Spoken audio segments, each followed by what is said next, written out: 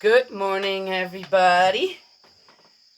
Everybody, everybody, everybody wants to be a millionaire. Better a billionaire. What if everybody were born, right, with a bank account automatically with $1 billion in it? Would your life be different? Yeah. Okay, all right.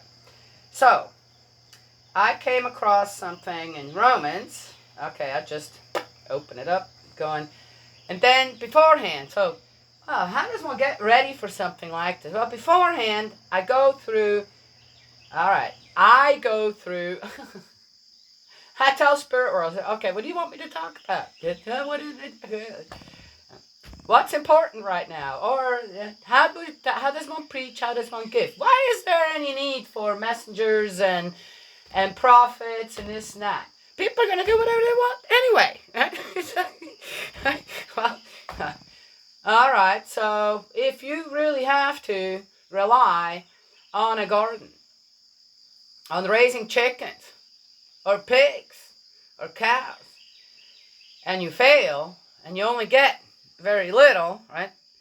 But your life depends on eating this snap physically. Are you just going to give up?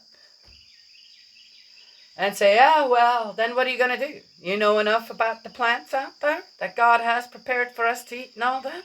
You can poison yourself very easily. Yes, yeah.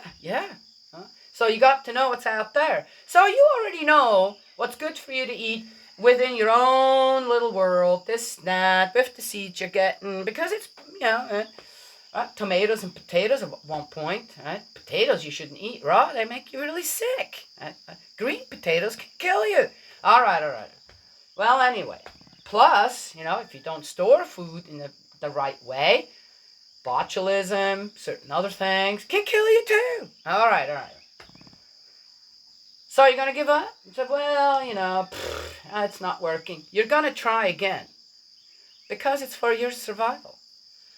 And the more you try, the more you, and not give up and continue to try to raise a better crop, guess what? The better it will be. The less you have to worry about one thing you really need not to die, which is food. Okay. All right. So, same for, that's a physical example. In a spiritual, it is no different. You're just going to give up? No, you're going to have to keep going and learn from, as well, yourself to give to others. Yes. So I found something that goes very much with it. So, what do you want me to talk about today? And then there's all these. I could literally talk 24/7,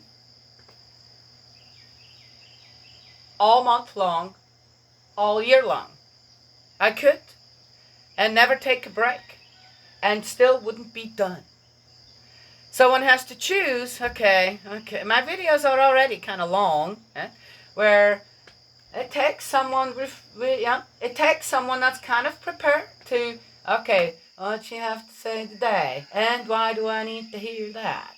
I would rather watch a movie. I would rather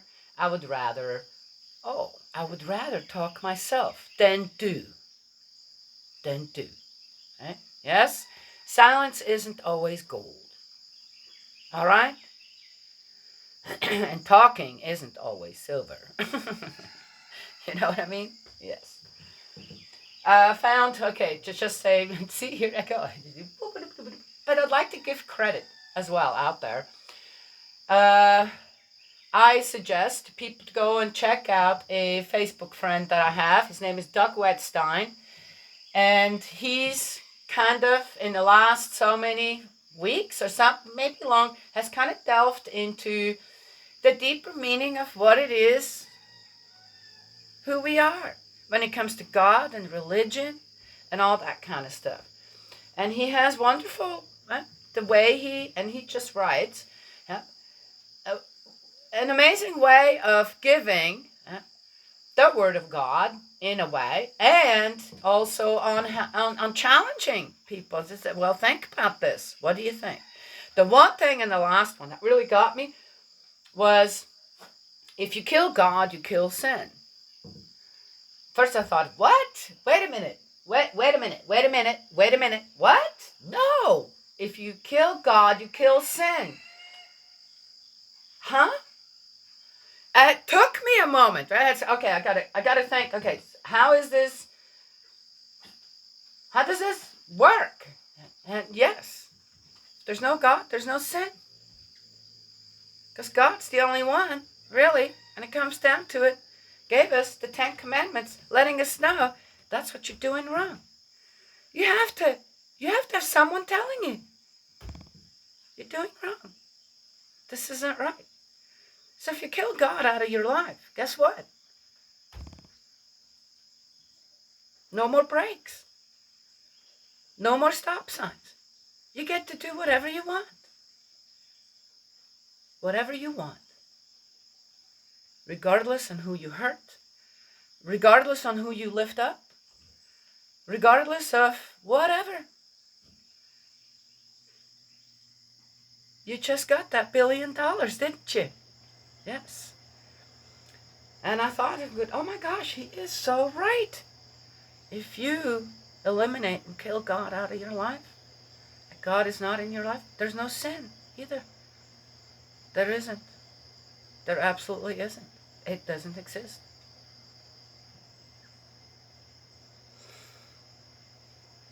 Interesting. So anyway, I suggest, if this is too long for you guys, you want something a little different, you want something that kind of challenges your thought process when it comes to all that, right? Having or not having, being or not being. Right? I find it interesting on how, again, to get back to that one more time, you kill God, you kill sin. The amazing thing about that is that you will never be able to kill God. It doesn't matter on how an unbeliever you want to be or people want to be out there. Because if something in your own life happens that someone else did to you, so grievous, like take the life of a child in your family, you are not going to look at that person as live and let live. Oh, well, that's just karma. That's just bad luck in our family. You are going to have grievances towards the person who took that life. Don't you? And suddenly you bring God back into your life because you recognize the sin in someone else. You see? Yes? Okay, all right. Okay. Romans. Exhortation. Chapter 12. Spiritual worship. I urge you then, brothers, remembering the mercies of God, to offer your bodies as a living sacrifice, dedicated and acceptable to God. That is the kind of worship for you as sensible people. Do not model your behavior on the contemporary world, but let the renewing of your minds transform you, so that you may discern for yourselves what is the will of God, what is good and acceptable and mature. They actually knew that word. That's it. Oh my gosh. Spiritual worship right there. Mature. Maturity in a person. So this is also, I wanted to talk about raising children. You know, the one thing that I found. Okay, first I'm going to start out with, please, absolutely please, do not ever hit your child. Okay, a slap on the wrist. Don't touch that. I've had to even do that to my granddaughter, where I was working on the computer. She came to, poof. Okay, now if I were someone like my nephew, okay, then who does all this computer stuff for people, then I'll know how to fix that. Well, I'm not. Right? So I'm going, okay, stop doing that. Don't do it. She was about 3 or 4 years old. I said, don't do that. Please don't do that. Yeah. And eventually I said, okay, you do that one more time, I'll slap your hand. Yeah, before she could do it, I slapped her hand. Not hard, but it almost like it was like she woke up. Okay. Oh, and looked at me like, you. I said, honey, and then I explained to her. Right, maybe I should have done that right to begin with. If you do that, and given her, okay, here, you can help me. Right? And then whatever work I would be doing would be going slower. Right? Yes? Right? Yeah, but I was so into it. Okay, so what am I doing right now? We just don't. When we have children, or even as grandparents, when we have children with us, or any child with us, we forget that, okay, they're doing something I'm not liking. Instead of, okay, I can't be busy right now. I have a child with me. To step back and say, okay, how do I take care of this? Because a child will never do anything, in a sense, maliciously. It's always something's not right. Whatever it is, when they are aggravating you, frustrating you, irritating you, even towards other children,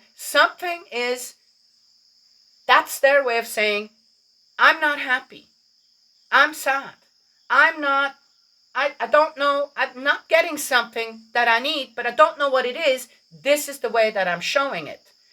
Then we as mature adults need to step back and go, okay, well, now I just slapped her lightly, right? Nope, you're not doing that now. Right? So it's not like, oh my God, now she almost lost her hand or something. Okay? I also didn't turn her around and smack her on the spanking. There's nothing wrong with spanking. There's a lot wrong with that. But again, I did it too with my children. The thing is I went to a all right, it was good. I went to a lecture from our church, and it said, until the child is 3 years old, you can physically discipline the child. Oh yeah, we know how that works out sometimes, right? So I even disagree with that now. But it kind of, okay. But after that, after 3 years old, you can talk to your child. It's absolutely true. You can talk to your child, and your child will listen. I said, if you take the proper time to teach your child. And why. You have to tell the children why they can or cannot do something. That works up till a certain teenage, and then you can tell them whatever, and they're still going to go, meh, meh, meh, meh, meh. Okay. But that may have its reasons too. As I said, I think even though people have had children now for I don't know how many X thousands of years, we're even just have scratched the surface in that. On how to raise children. On how to raise children properly. In so many different areas. Food is one. Yeah, it used to be. Then, as we progress in technology and more comfort foods and more processed foods and more, oh my gosh, hybrid foods, we've become the laziest to cook a proper meal for our children. What? Not realizing that, wait a minute. The odd thing is everything has progressed to snap, but when it comes down to it, our system, our physical system still depends on what? That hasn't changed. Yeah? If we're supposed to be immune to all these just really bad foods out there now, that really messes with our bodies, this causes cancer, causes renal failure, causes liver failure, causes brain damage, causes diabetes, causes, most diabetics are not type 1, causes high blood pressure, which affects your heart, which can kill you through a stroke. And so many more things. Okay, so we have progressed in food production in a way. But our body still needs the pure stuff. If you don't want to half of your life be dependent on some kind of a medication, die early. People die early otherwise. Yes, talking about a specific thing here, not driving in a car. But I could use that too. Why do people have to speed out there? Why are you out on the road when there's a snowstorm? Or it rains cats and dogs? Why? We got such great weather service now. It's not like they don't tell you. Okay. Well, there are the exceptions, like with the flood here, or an earthquake, or a fire that spontaneously just, or a typhoon, or a hurricane, or a tornado. There are spontaneous things, and then there are things that that we are prepared for, then you should prepare for, right? Yes? Okay. All right. So children, please do not hit them in any way. Not ever. If, as I said, that light tap, then, because it took me a moment to get out of, okay, I need and I did. I got irritated and frustrated in a way, and I'm going, okay, and then, okay, I'm grandma here, and okay, I need to do this, but, so I waited, literally waited for her. And as I said, talk to your children. I just, lightly, and she kind of snapped out of that, it's fun, right? Though it wasn't fun to me. And then I explained to her, right? And everything was fine. That was the only time she ever. And actually, and that's due to mom and dad too, she's allowed on certain devices, unsupervised, just because we can all trust her. We can trust her. I trust her. When she's here, she's laughed as I said, "You good?" "Yeah." I said, "Everything's allowed, whatever you're doing?" I said, Yeah. So, and I don't go and check up on her. I don't want to. I want to trust my granddaughter that whatever she watches is not. But remind her. That's another thing, right? You got to remind them, because who else is out there wants to mess up your kids? Oh yeah. Oh yeah. Oh, misery loves company, right? Exhortation. How do we honor God? I don't like the word worship. God doesn't want worship. Do parents want worship? They want filial piety. What's filial piety? You respect your parents, regardless. Okay? I think anyone that becomes a parent, and eventually the children are growing up, certain things went great. Certain things, I wish that would have gone different. But who's there to tell you? Well, here I am to tell you.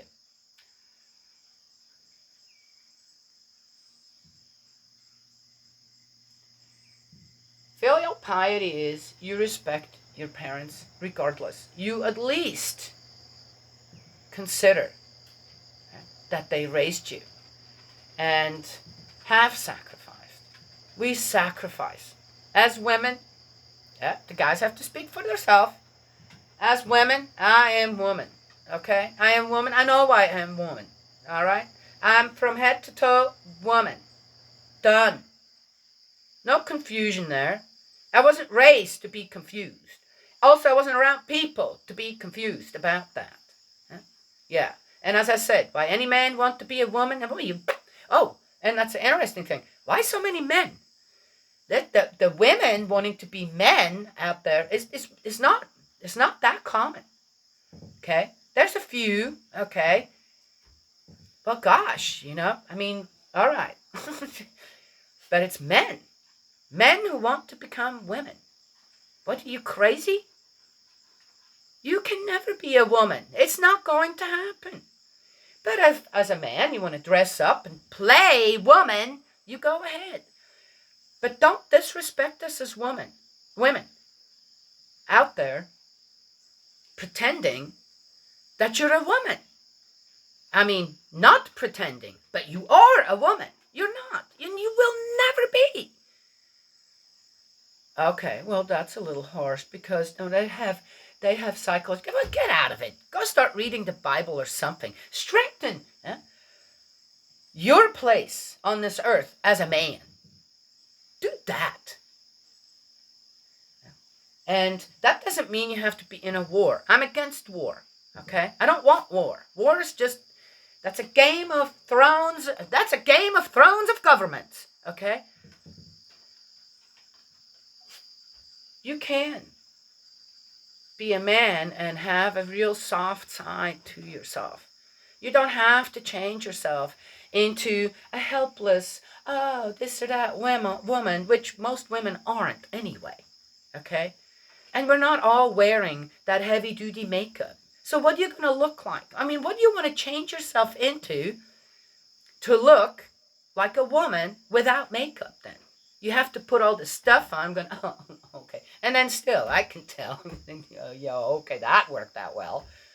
Well, it's not. All right, now I'm getting into other things. Children. How to raise children. So there's one thing. Please don't spank your children.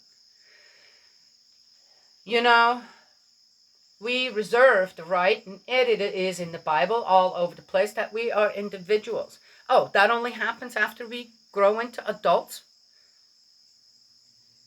Even more so? Oh, what did I just mention? You see, I have to talk about things. I'm talking about this, but that doesn't have anything to do with it, but it does. We're all individuals. And more so as children. Because we haven't formed all these attachments yet everywhere. So children especially are individual little people. Tiny people. I had 4 children and not one of them was the same. They were all completely different. And I look at my children and they are completely different. Every one of them, physically, spiritually, when it comes to intelligence, they're all completely different. There's one of the I was talking to one just recently, and it was about favoritism. I said, I just don't understand and how parents can have a favorite child. I'm not getting it. And the one I was, oh, but I know. I said, what? What are you assuming? I know I'm your favorite. I wanted to burst out laughing. I just said, in your own way you are, yes. The thing is that a few days before, I talked to another one of my children, and it was the same conversation. Oddly, it was the same. I know I'm your favorite. All of my children think they are my favorite. Okay, not all. I mean, I don't know. I haven't talked to all of them about it per se, but I would say that in a way, each one feels special. Well, isn't that what you want to achieve? Everyone feels like they're your favorite. Well, then that's good too, right? Yes? Yeah. But if you blatantly, as a parent, show favoritism to one of your children, and the other ones have to watch that, you are a bad parent. You just are. You're a bad parent. Done. That is so hurtful to a child, you would not even believe. Okay? Yes, I went through that. Okay. But it's not like it, right? I'm just saying, why would you do that to a child as a parent? Why? Don't do that. If you achieve what I did, where everybody feels they're the favorite, good, okay. Right? Yes? Okay. Don't spank, hit your children. There are so many other ways to take care of that, to certain things. But here's the thing. You've got to be steadfast with your discipline. One is, when they start acting up, you send them to their room. If you have to, you pick them up by the pants and the shirt, and you hold them up like this, and there you go, okay. No one doesn't have to close the door. There's no need for that. As long as they stay in there. Go to your room. Do not come out. Okay. If you try to do that while your child's already 6 or 7 years old, they're going to come running back out because, yeah, I'm going to do whatever I want. Right? Then, so, okay. So, you know what their favorite toy is, don't you? A child sometimes, especially if you let it go, they can be very strong, headstrong. I know how I was. Okay, I could tell you stories. But I was a really good child. I didn't, I was one of those that slipped through the cracks is the best thing. You get to do whatever you want. You have to start early with that. Right? Time out on a chair. If they can still see everything going on in there, no, they need to be isolated somewhat. Right? So they can work through whatever it is you're not getting. Okay? You're not going to get every temper tantrum of your child. You're just going to go, whoa, well, that's interesting. But the less affected you are by the temper tantrum, then that's going to take discipline on your part, where you're not, oh my gosh, stop doing that. Isn't it? Just stand. You cannot just stand there and watch. Oh my gosh. Yeah. Until it's over. Get a chair and sit down and watch. If you're worried that your child actually may do something, which you guys want to know what my son did? She's not going to like this if I tell this story, but hey, that's just, I sent him. He did something. I sent him up to his room. He was about 3 years old. Sent him to his room, or our room, and we all slept in the same room. I said, go on, come on back when you're done with this, okay? So he marches up, and I watched from the side. I said, get going, keep going. Yeah?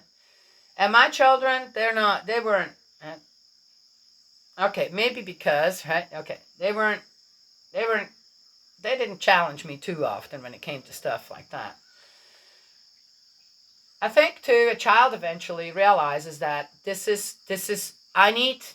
need to get something out, and they know this will work, right? So they're not totally miserable then all the time, this and that, right? That they can't get out of because the parents just, you're feeding this negativity in your child. You're feeding the frustration in your child by, I've watched enough parents and gone, oh my gosh, how can this child be happy with parents like that? It's not going to happen. It just isn't. Right? Anyway, so here he goes up there, closes the door, and I'm going, so real quiet. Oh, he went to sleep. I went up there. Yeah, he was asleep. But you know what he did before he went to sleep? He pooped on the floor and then took it all and smeared it all over the walls, the door. For one reason or another, he left the bed alone.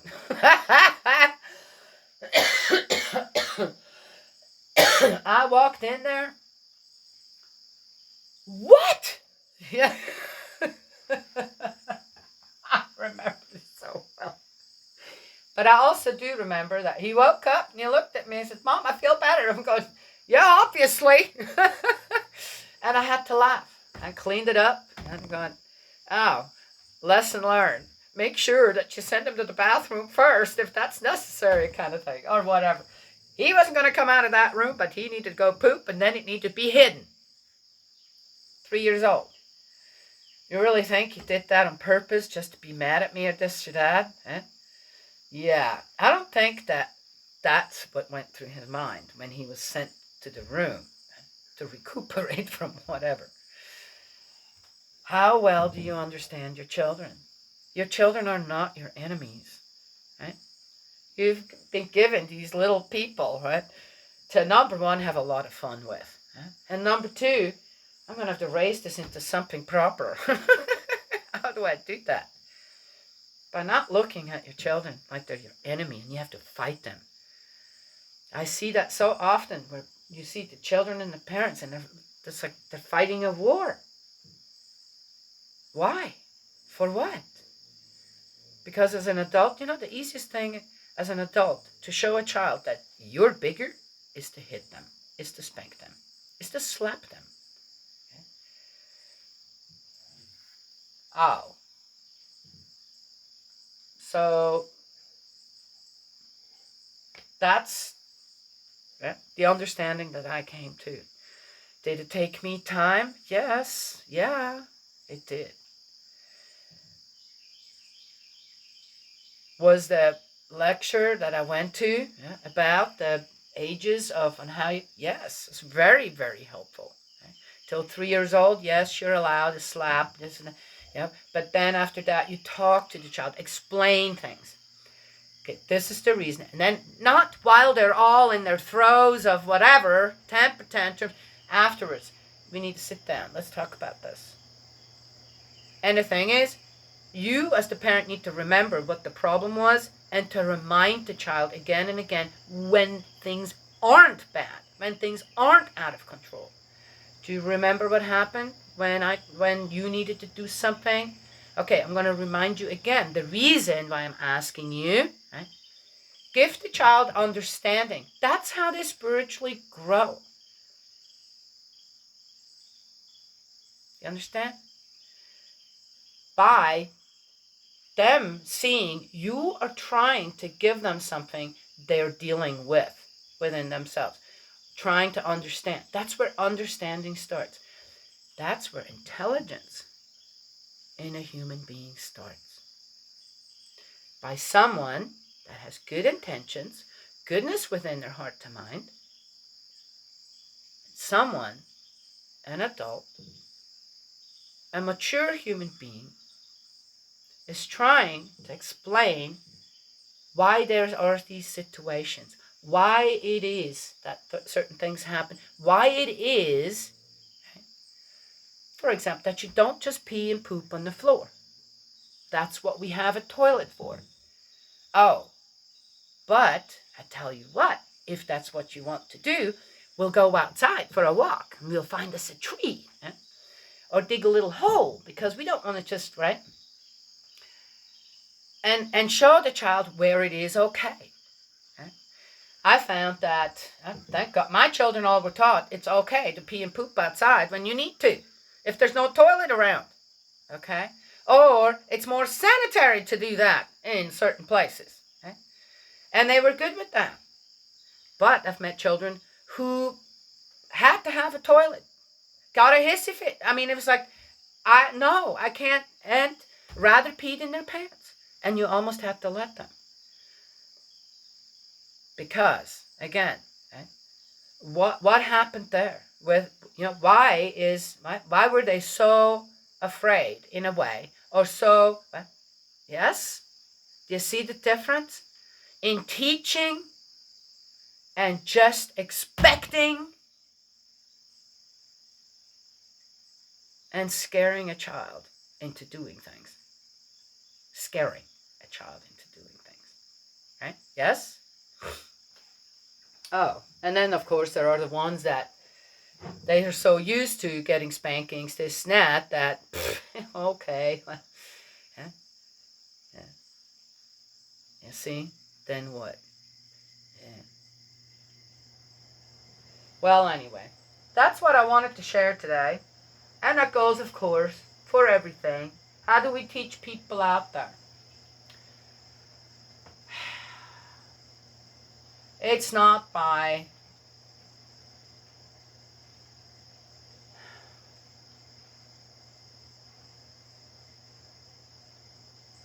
applying violence. You sacrifice your bodies. If you truly believe in God, this and that, then, and know how every human being is important to this deity, to the Almighty, then you're not going to apply violence.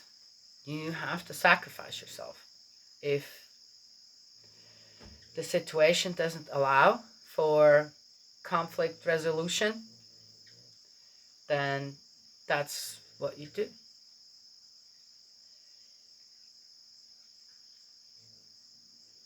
But at least you're going to heaven saying, I tried. I tried. Right? Yes?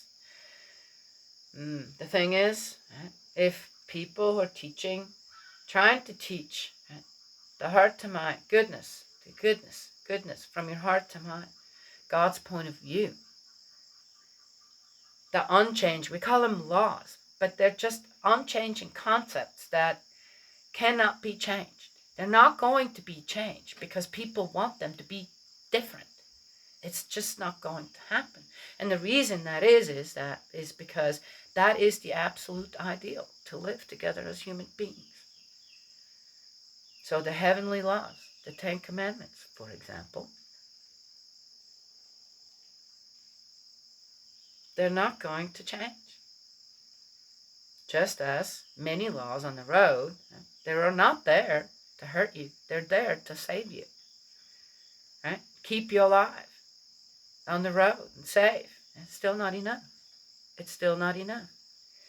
If you were a billionaire or a millionaire and you are well known, one of them famous people, this and that, you get stopped speeding with your sports car. Most likely, you do not have to go to court. You're going to get, be safe on the road, see ya.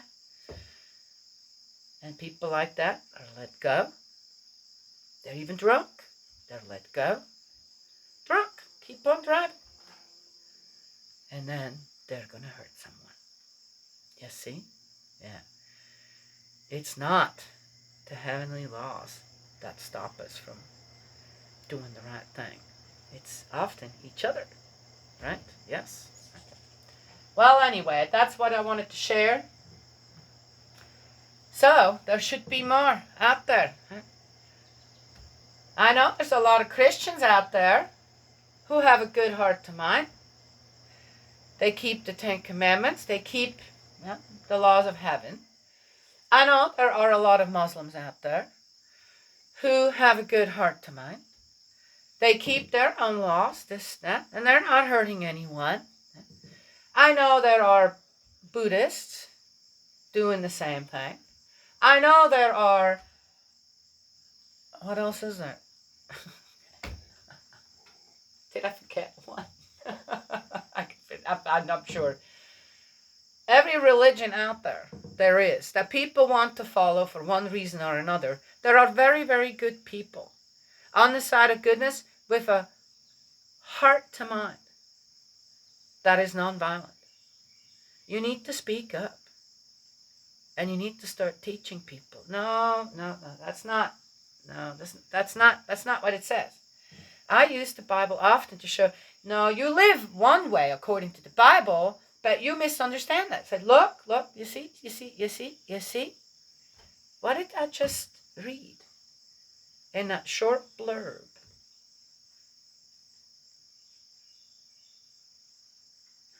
Got to question yourself, right? Whose side are you on? Who are you actually worshiping? Just saying.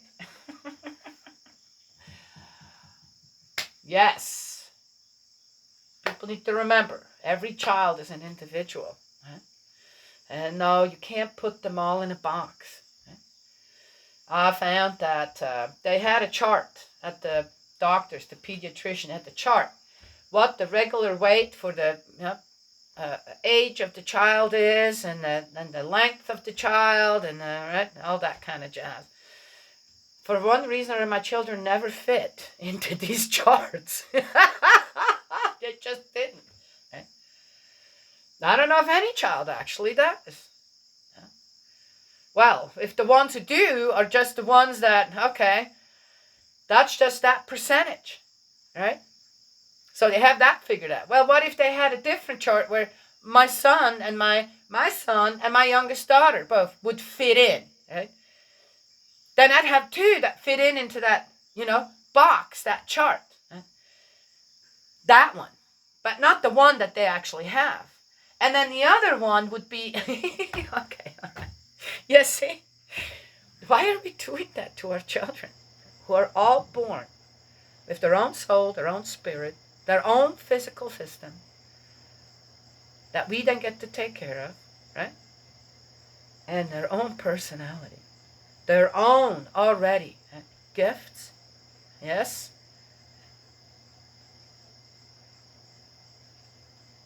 beat it out of them. Anywho, I think parents forget and take time with your children. You have to take time with your children. Please take time. Even if it is just, it doesn't have, you don't have to give up your cell phone and all that other jazz that people are into now, you know. You don't have to do that altogether. But when your child comes to you, or when you're doing something for your child, or, oh, what's going on now? Are you guys fighting again? Well, you haven't been paying attention. That's probably been escalating for some time. Okay? Please, pay attention to your children. Just do it. You'll be amazed. Once you got the cork going, you know, kind of in the right, straight direction, it's great. Here's another thing, too. Start reading. Get a children's Bible. Start reading the Bible to your children, please. Or find something on, hey guys, come over here, everybody. Maybe you found a little story, Bible story online, on your cell phone. Make them a part of what you're so into, right? Through something like that. Hey guys, come over here. Right? And then and then talk for a little bit about, and then send, okay, all right guys, thanks. And they'll go and they'll play nicely. Continue playing nicely. Yeah, children don't have to be entertained all the time, but they need guidance. They need a lot of guidance in everything. Okay? It's amazing to me on how people really, really, really do take time to potty train their kids. That's something, right? Yes? I'll just leave him in diapers until he's 10, until she's 12. You know, I mean, if they don't learn how to go to the vet, just keep paying for bigger diapers. Nobody wants to do that, right? Yes? That's one thing. I want them to, as soon as possible, be able to go to the bathroom on their own, this and that, right? Yes? Uh-huh. Interesting. Well, it should be with other things the same, right? Yeah. Anywho, all right, that's what I wanted to share this morning. Oh, there'll be more. I did a lot of prep with my children. Well, I homeschooled our children too. That had its reasons.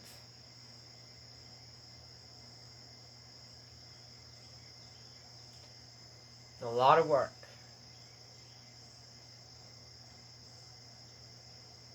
That's probably why I don't have a cell phone.